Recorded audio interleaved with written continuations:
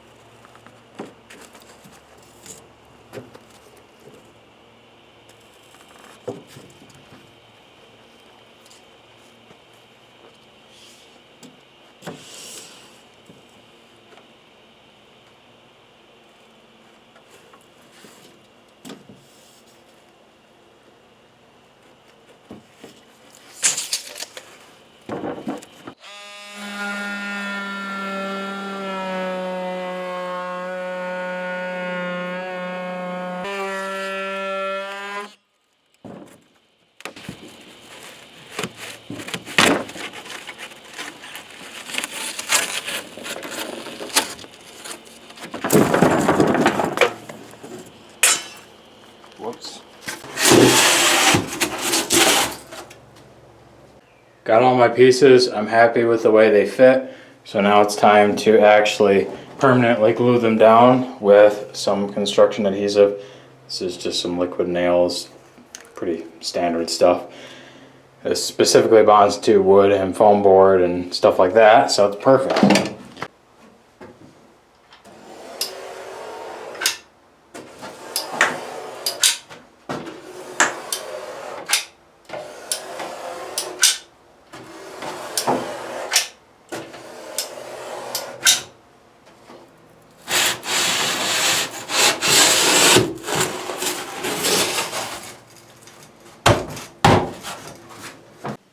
So it does suck that we can't use the full potential of the stud here in terms of insulation thickness, but this stuff is very expensive at $57 a sheet, and I don't want to spend $1,000 insulating just the roof and the floor. That would be really stupid. But anyways, there is a really nice thing about this, and that is most RVs don't even have 2x4s in any place but the floor. So with having them up here and up there, you can have this 2-inch insulation for the floor and the ceiling, which in this case is an R value of 10.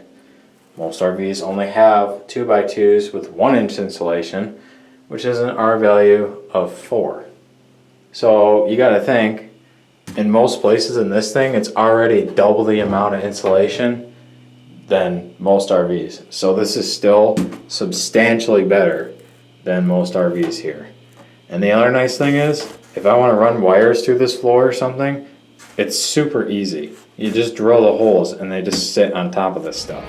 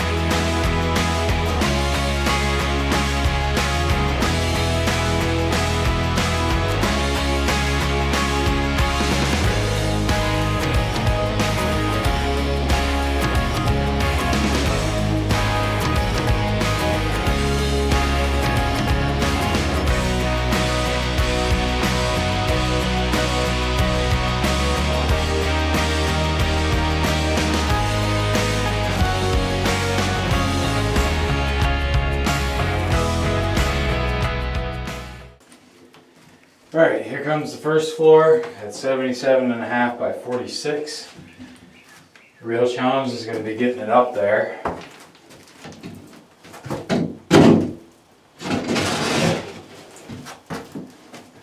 Come on, find some room.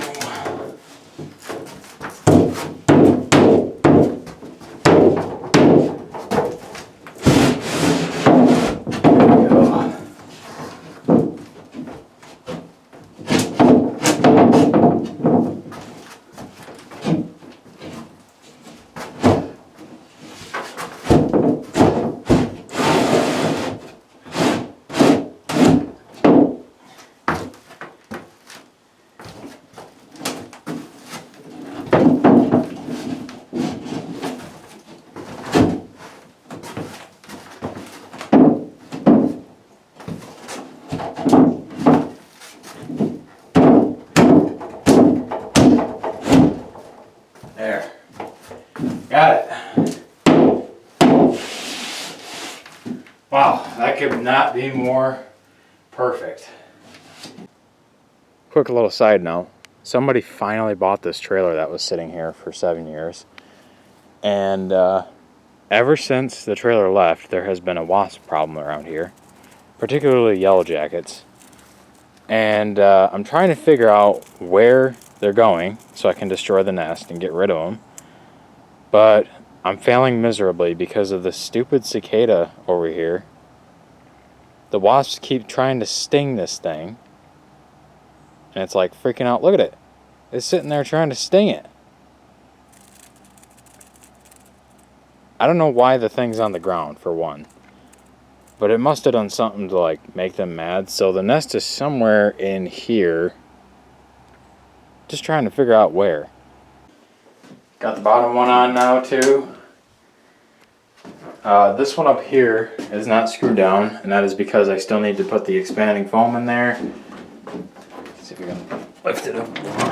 It's actually kind of heavy, won't lie. But that's okay. Kind of have to make sacrifices like that for a good strong floor. But yeah, like I say, gotta do some expanding foam in here as well as potential wiring and whatnot.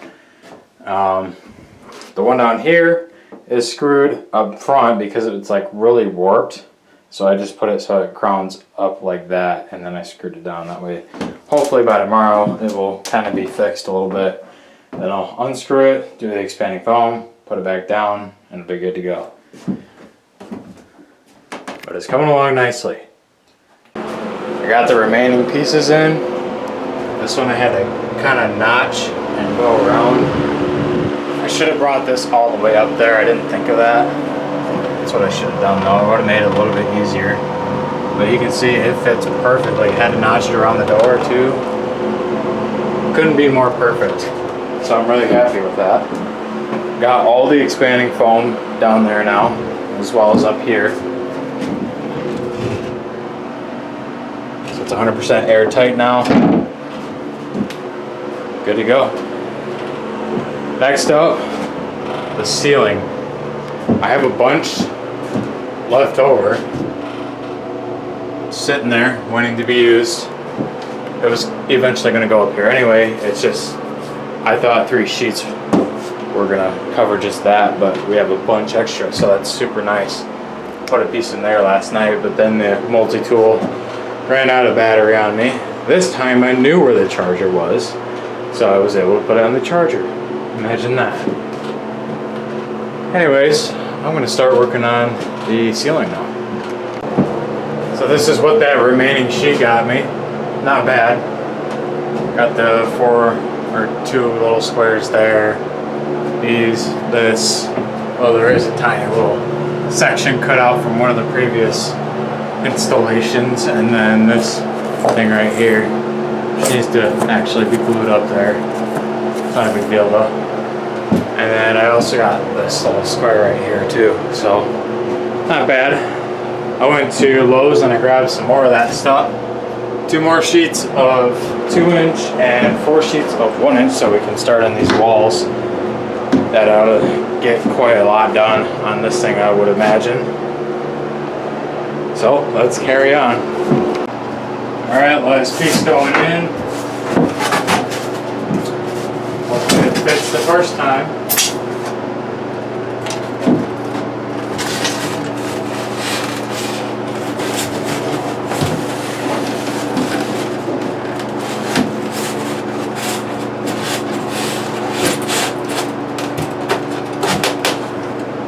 Okay, I got it now. Of course, the last piece has to be the most difficult one. I had to work around these wires too. I had to like bend and finagle that thing in there, but I got it. And that's what matters. So, anyways, I guess it's time to start working on the walls now, which I'm gonna just start up here. This area first. It's the most complicated area. So, might as well just get it done and over with. That was my thought. Sidewalls are coming in nicely. They cut out relatively quick because the blade on the multi-tool is actually like 2 inches thick, or wide I should say. So it covers this whole 1-inch insulation here. Unlike this, I had to go back and forth on the cut a couple times to get it all the way through. But this stuff just zips right through, which is super nice. It's a lot faster than the 2-inch stuff was. But I'm putting that aside real quick. I'm going to change gears and get this extension thing done. This is 46 inches wide, as you probably remember, and a full-size mattress is 54 inches wide. So this does actually have to come out this way a little bit, which I had already planned way before this thing even existed. So it's going along exactly as planned. But I just want to get it out of the way real quick. It's a super quick and easy project, so might as well just get it over with. And just like that, this nice easy step of the project is done. It comes out 10 3/4 inches from here to the very end here. And then there are little cutouts on each side because the studs are going to go all the way to the ceiling up here. Same on this side, of course. This is where the TV will be. I'm going to mount it kind of like right here, and then that way it can like swing out like so. I think that'll suffice for that. And then down here, I'm hoping to have the water tank somewhere in here, and then this will come out like so, and then there will be a huge cabinet up here, bunch of cabinet space. And then I don't know what I'm gonna do. The fridge is supposed to be right here. I don't know if this is gonna fit a fridge though. That's the problem. Might have to kind of rethink it a little bit.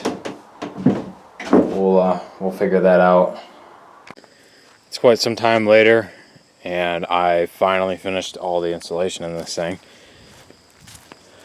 It was very annoying and repetitive, but it's finally done.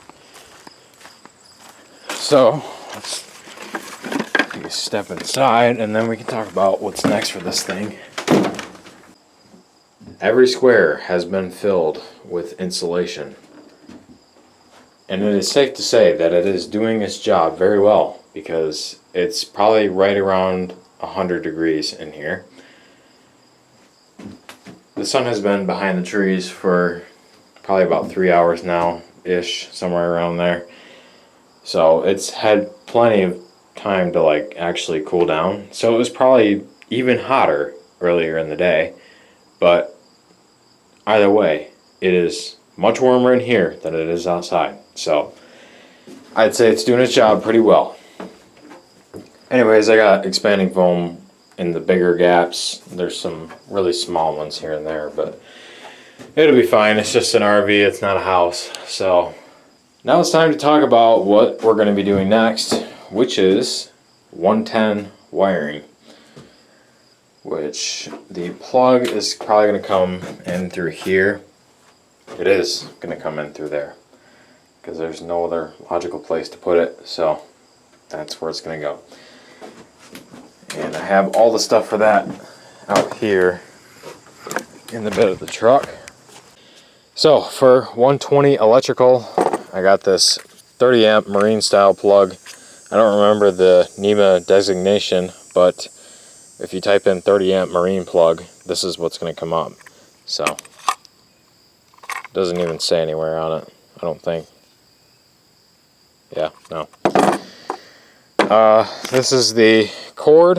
This will plug into the panel at the campsite, and then this plugs into this thing right here. Has a screw on it, threads there so it doesn't back out, and you even got yourself a little indicator LED on it too, on both sides. You even have an incorrect polarity LED. That's what I'm assuming that is, because it's a red LED. So maybe not, I don't know. 10-2 wire, rated for, you guessed it, 30 amps. This will go from the plug to the inside of the trailer at the breaker panel. Then I also just picked up some low voltage stuff for like the lights and whatnot. Worked just fine. Anyways, as for the location, I'm thinking behind the, in between the two jacks on the left side, particularly right in front of the rear one, which would be pretty much right there. Look on the inside. Use the tie down for reference. We'll actually want to be on the other side of that. So over here. That's a good place for it. The outdoor shower will be right here, way on this side, so it'll be fine.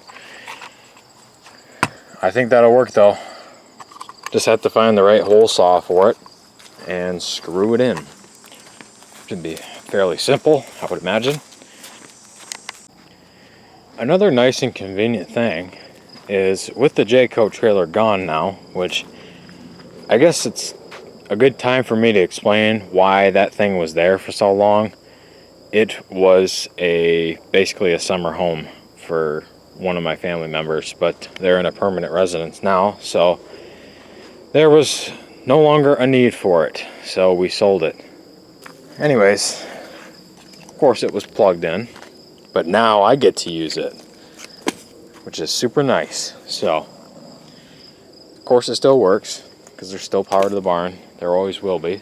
So just nice to have that now. I don't need to get an adapter and run off a dinky little extension cord and pop a breaker every 20 seconds. So that's super nice.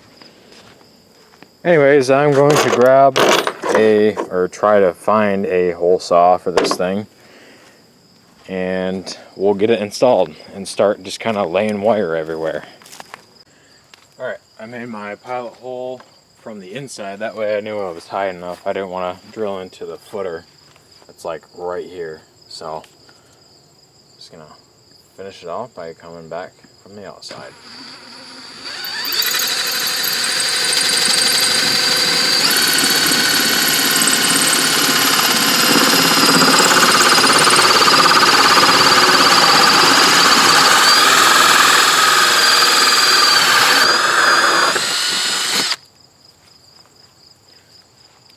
That's a big hole to be putting in my wall. It's very scary to do that, but it doesn't matter. It'll fit. fits perfect, like so. Alright, I got the wires in kind of a triangle pattern here, and it's as simple as just lining up wherever they need to go. Just like that.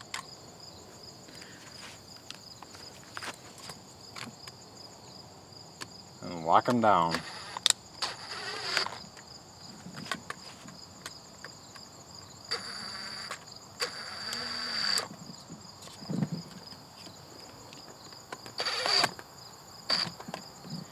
With the wires on, you can push this thing in there.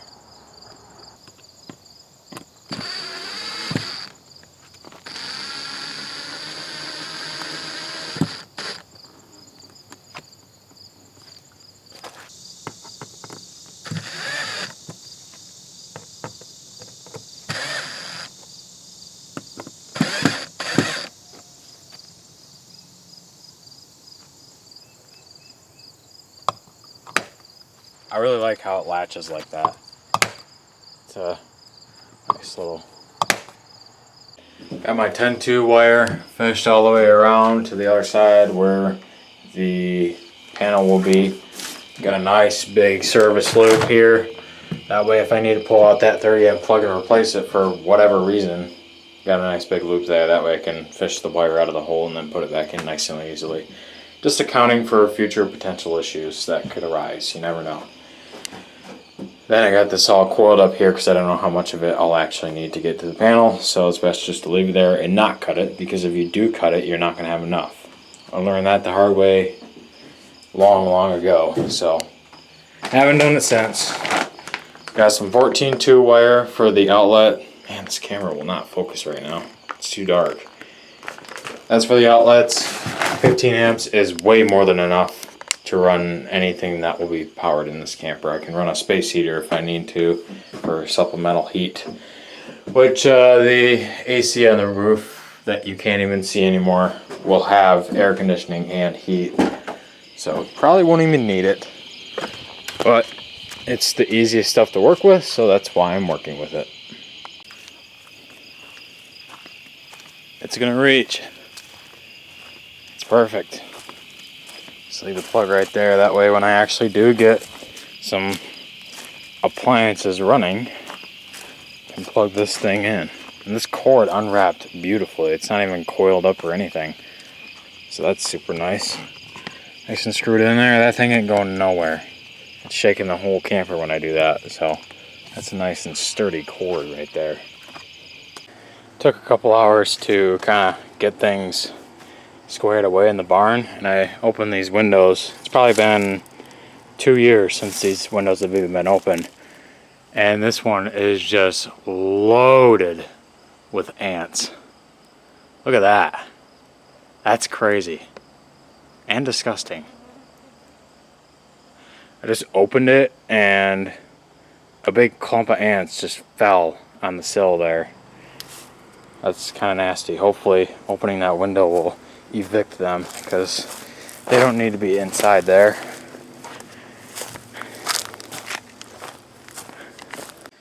Breaker panel came in last night and it works. Even the labels are backlit, which is actually super convenient, because the only time you need to look at breakers is in the dark when you can't even see which ones are which. So anyways, I went out to Menards and grabbed a whole lot of stuff. Almost $400 worth of stuff.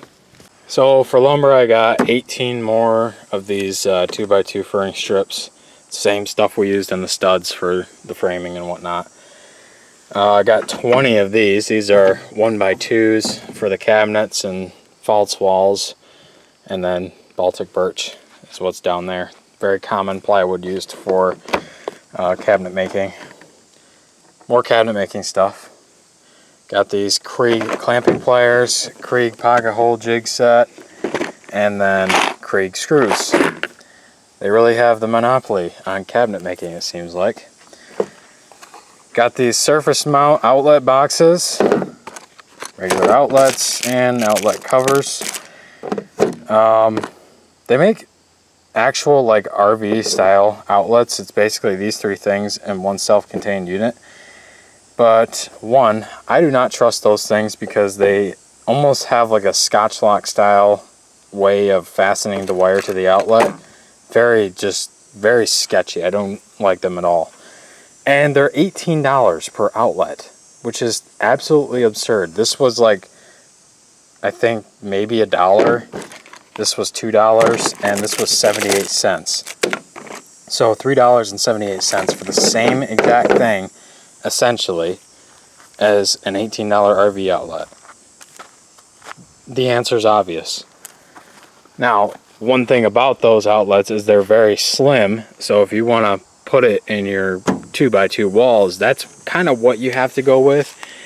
Only it's not at the same time, because again, Menards had these things, very shallow mount boxes here. So why do RV style outlets even exist? That's what I want to know. Because all they have to do is just use these things for way cheaper. Way cheaper. I didn't think I would have enough 14.2, so I just grabbed more. 15 feet of it should do just fine.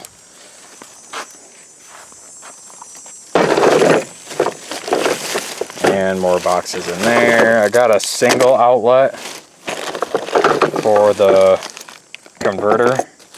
That'll just sit inside that cabinet where the breaker panel is. So, yeah, lots of stuff everywhere. But at least I won't ever have to buy this and this again. This alone was like, I think, 60 bucks. So, won't ever have to buy that again, thankfully. Yeah, I think that covers everything. There's a single outlet for that thing. Alrighty, let's kind of start getting things situated. I'm gonna just finish off all the furring studs, and then we'll go from there. This is unfortunately one of those videos where I kind of do things wrong and I'm unable to record it. That's why I'm not showing myself doing any of this, because I'm trying to kind of fix my mistake. I should not have even touched the wiring until I had all the studs in, or the walls shaped up, because you can't really put wiring in properly until you know where your walls are. This is a good example right here. This runs through this way for like no reason. There's absolutely no reason it needs to be like that, but that's the way it has to be because of, you know, running it through there first and then putting the wall around it. Kind of stupid on my part. So you don't need to insult me in the comments about that, because I am fully aware that that was a mistake on my end. But I will edit it in such a way that it kind of makes a little more sense for you guys. So after I got all the plain set of walls up, it was time to add what I like to call the false walls. And these walls are here for two main reasons. One, they add a very nice aesthetically pleasing appearance to the walls once they're finished anyway. That 1x4 you see there is going to be a sort of toe kick for the wall, and I will be tucking some accent lighting underneath it that will light up the floor very nicely.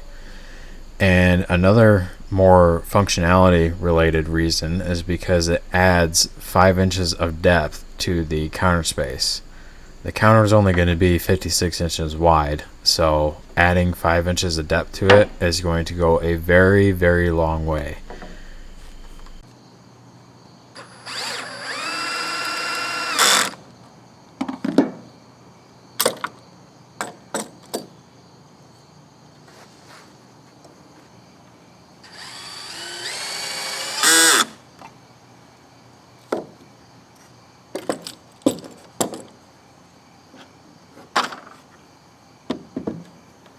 Super light, weighs nothing. That's great. Alright, this wall is complete. You can see instead of putting in the little things, I did this instead. I quickly realized that was probably the better option, because when it's sitting up like this, you'd have these humps here, and when you're trying to put stuff in this cabinet, it would kind of get in the way. So I figured this was the more streamlined option. Plus it saves some material after I messed up on those ones over there. So let's bring this inside and see if it fits. I really hope it does. Turned out pretty good, if I do say so myself. That is the most perfect, best looking wall I've ever built in my life right there. It really outdoes everything else in here, that's for sure. But it won't matter because it's all going to be covered up anyway, and you will never see it. So that 14-2 wire turned out perfect right there. Nice good length for it as well. Just branch off of that, go along the top of this thing, and then come out that way, and there will be the other outlet right there. I did have to loosen up the walls a little bit to get in there. It's like an 1/8 inch too big, but once all the paneling's on, you're never going to see that, so I'm not worried about it one bit. I do want to get some outlets running in here though, so I'm going to see if there is some scrap plywood in the barn over there, and I'll just kind of screw it on there and get it running for now. I need to work on this cabinet over here too, because I'm tired of that thing dangling there, and I really rather not have power running through it when it's like that. It's kind of dangerous and a fire hazard. So yeah, I'm going to work on that next and then get the outlets running in here. Obviously at another time, because it is dark now. Right now I'm making the face of the control cabinet. Down here is where the converter, inverter, solar control thing, and some other stuff will be. This is where the panel itself will be, with all the breakers and the DC control system. And then up there is the 12 by 19.5 cabinet for the turnbuckles and stuff, and the power cord. So it's coming along really nicely. This is like perfectly square. It's beautiful. There's the back piece for the cabinet up here. I just have to connect that into a cube up there, and then we will be all set.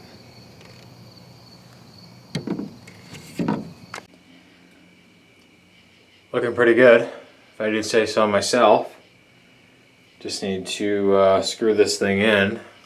Need to get the cupboard floor up there too, and then the cabinet base, and then this cabinet's essentially complete. There's really nothing else I need to do with it. Looks good though. No walls or ceilings in these cupboards, in any of them for that matter, because that is a bunch of unnecessary weight. When we're putting this thing on a 30-year-old truck, specifically a 3/4 ton with a small block in it, you really don't need to be adding any more weight than you really need to. So when you open the cupboard door, this is what you're going to see. Kind of ugly, but there's a very simple solution for that. Close the cupboard door, and then all of a sudden you don't see it anymore. Crazy how that works, isn't it? Anyways, I'm going to call it a night. It's like 9:30 and it's pitch black out here. I do not like being out here when it's dark because it's very creepy. So anyways, till tomorrow. Check out what came in the mail today. This is a RecPro RP-9884-100C4 AC to DC converter / battery charger. This thing is 100 amps. It's quite the unit. We're not messing around here. The biggest one that RecPro makes, I think, is 125, so this is one step below that. It's $1.86 per amp, so $186 for this thing. The 75 amp was like 160, so that was like $2.10 or something like that per amp. So it only made sense to get the bigger one. Plus, the reason why I'm getting such a heavy-duty charger is because I'm running a 12-volt air conditioner, which that thing, the one I plan on getting, can suck up to like almost 50 amps at full blast, or like 55 or something like that. So you kind of need a heavy-duty unit to be able to run that air conditioner at full blast and charge a battery at the same time at a reasonable rate, which this converter is compatible with lead-acid batteries, which is the one I'm throwing in just for now. This is an old car battery out of the Grand Prix. It's not very good for cranking, but it can run lights and stuff like that for quite a while still, so I'll just keep it around until I can get a LiPo for this thing. So yeah, pretty nice unit here. I already tested it on this battery and it works great, so we'll kind of finish up that cabinet in there, and then we'll just kind of get this thing mounted in place. Alright, the converter is mounted in its permanent place. Sorry for the bad lighting. But it has its own dedicated outlet down there. I have the camper plugged in, so I'm going to flip on my main. And then battery charger is on the very bottom. Flip it on. You can hear it has its own cooling fan. They all do. Got the green light, which means the battery is full, or in this case, full, because it's a garbage battery. But that's a good thing. It means it's just maintaining it at 13 volts. Now it's time to actually test some things out, such as lighting. Because yes, I got all the ceiling lights I will ever need for this thing. Can't really see them, but they are Neo Evo motorhome lights. That's what it's called on the box. But we got our power button here. Your screen is about to get really bright, so be ready. That's on the dimmest setting. There's a slider up on the top there. You can see it. That's full brightness for one light, which is pretty impressive. That's dim. That's bright. That's not all it can do though, because if you click the power button again, you can change the color, or in this case temperature, of the light. So you got cool, or no, that's, yeah, that was cool. This is warm, that's neutral white, and that's cool. I will probably have it on warm based on the colors that I have chose for the inside of this, which I will be revealing in the next video, because we're actually going to be finishing this cabinet over here. But look at that, you can now see. That's dim. And that is bright. It's pretty messy down here, but this is all just kind of jerry-rigged a little bit just to kind of get things visible, you know? So, anyways, like I said, I'm going to be finishing this cabinet in the next video. So, got my little outlet down there now. Got this ancient fan plugged in there.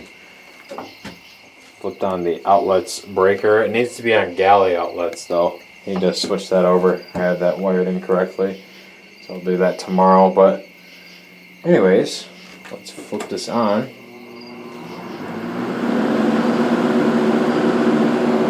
Works good. Y'all ever seen a fan like that where the grill spins?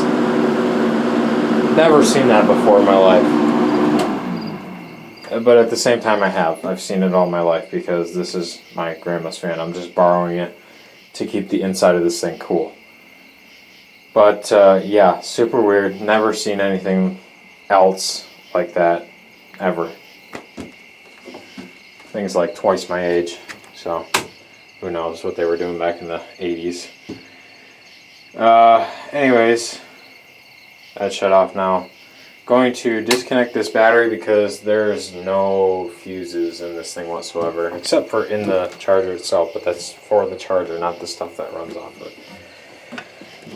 So that's as easy as just, oh, that's actually clamped in there pretty good. Oh, it's all dark now. Can't see nothing. Okay, I'm gonna get out of here because it's very creepy back here at night. So, look at all the sparkles on the ground. Those are all aluminum shavings from when I cut these windows out. It's kind of funny.